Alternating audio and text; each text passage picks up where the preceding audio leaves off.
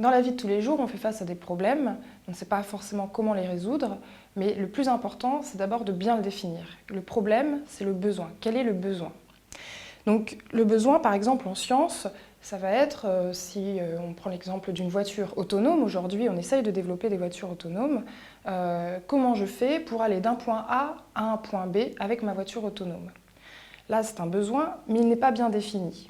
Si on veut mieux le définir, on va dire par exemple, je veux aller d'un point A à un point B avec ma voiture autonome, en toute sécurité et quelles que soient les conditions météorologiques. Là, le problème, le besoin est clairement défini.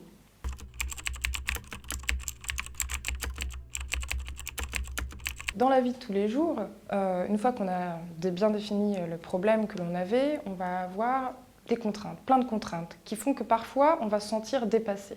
Donc il faut, pour pouvoir retrouver son chemin, bien lister ces contraintes et les hiérarchiser. Par exemple, si je reprends la voiture autonome, on veut faire une voiture autonome qui avance d'un point A à un point B, quelles que soient les conditions météorologiques. Donc ça veut dire que la caméra qui voit la rue à la place du conducteur, qui n'existe plus, doit pouvoir voir les obstacles à travers le pare-brise. Et donc le pare-brise doit pouvoir être transparent, c'est une première contrainte, mais il doit pouvoir être transparent aussi sur toute la durée de vie de la voiture, et pas juste les 10 premières minutes de son utilisation. Donc la deuxième contrainte, c'est avoir un pare-brise qui soit transparent sur toute la durée de vie de la voiture. La durabilité. La hiérarchie de ces contraintes, c'est que d'abord on veut que ce soit transparent, mais bien sûr, dans un second temps, on va regarder quelle est la durabilité de notre pare-brise.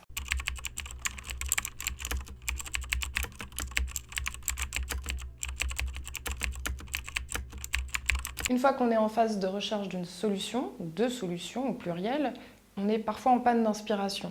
Alors quelle est la source d'inspiration la plus proche de nous, que les scientifiques aussi utilisent? C'est par exemple la nature.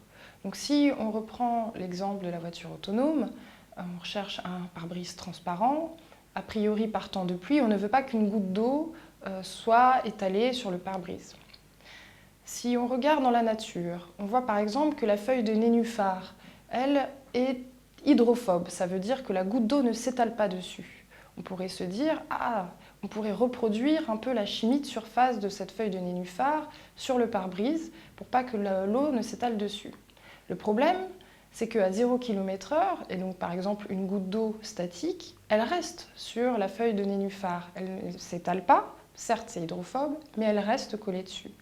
Nous, ce qu'on veut, c'est qu'il n'y ait jamais aucune goutte d'eau sur le pare-brise.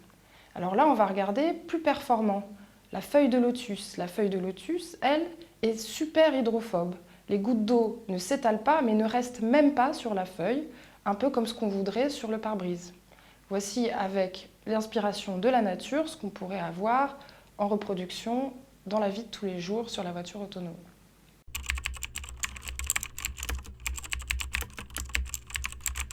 Dans la vie de tous les jours, on a des problèmes, parfois plusieurs solutions, et on se retrouve face à toutes ces solutions et il faut en choisir une seule. Donc c'est pas forcément évident. Dans ces cas-là, ça peut être intéressant de faire appel à d'autres personnes, peut-être même parfois de manière ponctuelle, comme dans le cadre d'un brainstorming. On rassemble des gens, on leur dit non pas « j'ai un problème, trouvez une solution », mais on leur dit « j'ai un problème, voici toutes les solutions, selon vous, quelle est la meilleure ?» Dans le milieu scientifique, on peut être amené aussi à organiser des brainstormings. Par exemple, dans mon cas, j'ai récemment organisé un brainstorming, puisqu'avec mes collaborateurs, on était face à un problème avec plusieurs solutions, et il nous fallait en trouver une qui était la plus pertinente, c'est-à-dire celle qui était la plus réaliste d'un point de vue industriel et qui répondait le mieux au cahier de charge.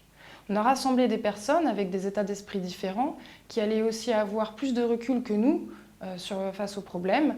Et suite à 2 heures de réunion, on a réussi à faire une hiérarchie des solutions les plus pertinentes et de celles qui a été les plus facilement réalisables dans le cadre de notre entreprise.